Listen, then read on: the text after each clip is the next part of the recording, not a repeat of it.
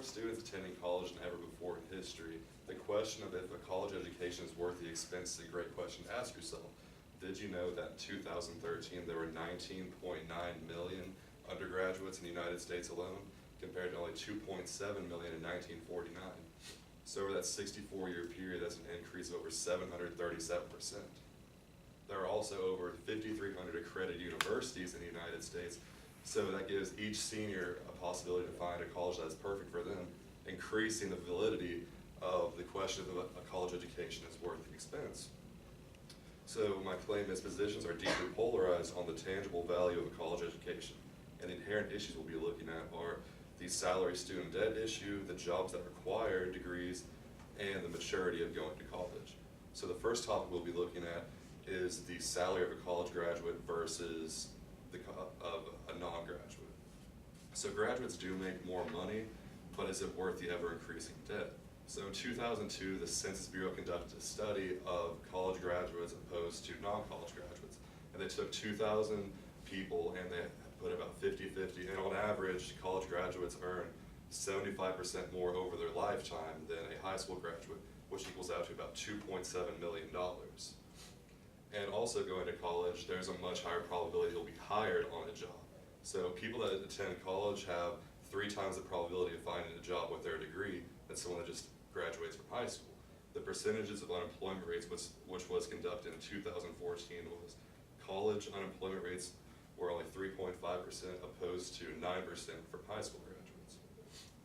So on the contrary, the Wall Street Journal states that the average student debt was around $35,000 in 2014, and Forbes conducted a study of college debt, of the factors of college debt, and so in 2014, for the first time in history, college debt actually surpassed credit card debt, and credit card debt had around $700 billion, while college debt had 1.3 trillion.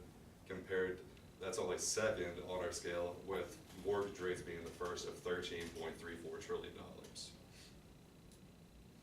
And so since 1998, the average cost of college has increased around 140%, and that statistic was taken from BLS.gov. And so the next topic we'll be looking at is that how jobs that require a college degree are increasing, but that doesn't necessarily mean that you'll find a job in your career field. So jobs that require a degree are increasing at a very high rate.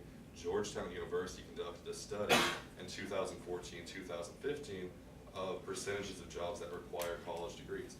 And so 30% of jobs only require a high school diploma now, as opposed to 30% with an associate's degree and 36% with a bachelor's degree. So as you can tell, over double the jobs require degrees nowadays. And opposed to in the 1970s, only 72% of jobs required a high school degree or lower, and 21% only required a bachelor's degree. So you can say that Americans are becoming more educated. And while the jobs that are ever increasing, there's still a chance that you won't find a job in your career field.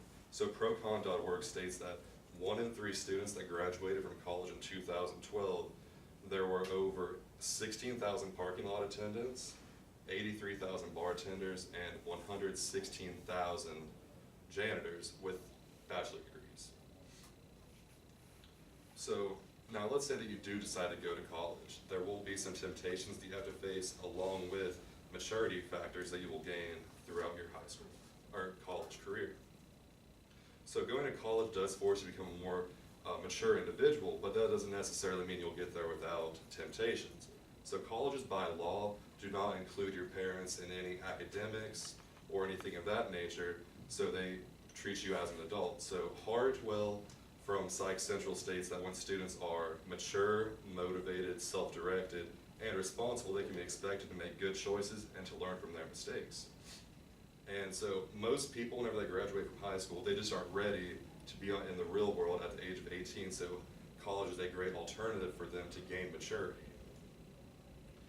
And then while college does make you a more mature person, there are trials that you'll be facing.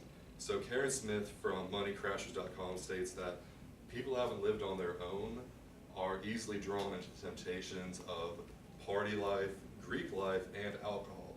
The National Institute of Alcoholics And alcoholism states that 80% of college students do drink, and over 50% of the 80% that drink, that's binge drinking, so they consume large amounts of alcohol at one time. So there are many temptations that are given with being in college.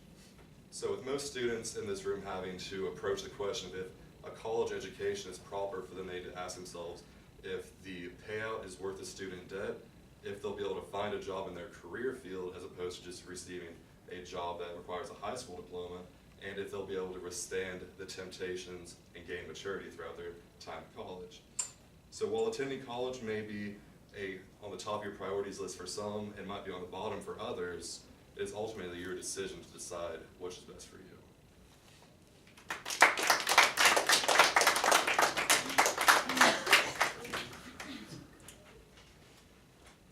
Do you think that most students are going to college for the partying experience or actual education? My personal opinion, Yes. I wouldn't be spending $35,000 to be partying for 4 years. I would go there to get my education. So have you found any research about which one it actually is? Well, it just would depend on the student. I presume the statistics do show that students do party while they're at college, but people also study while they're there.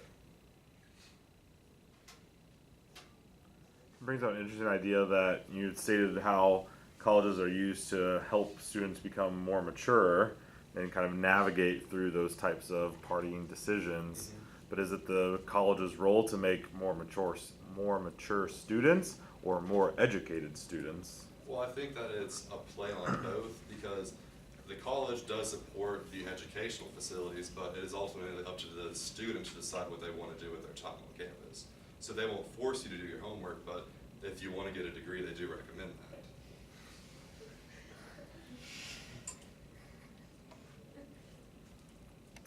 All right.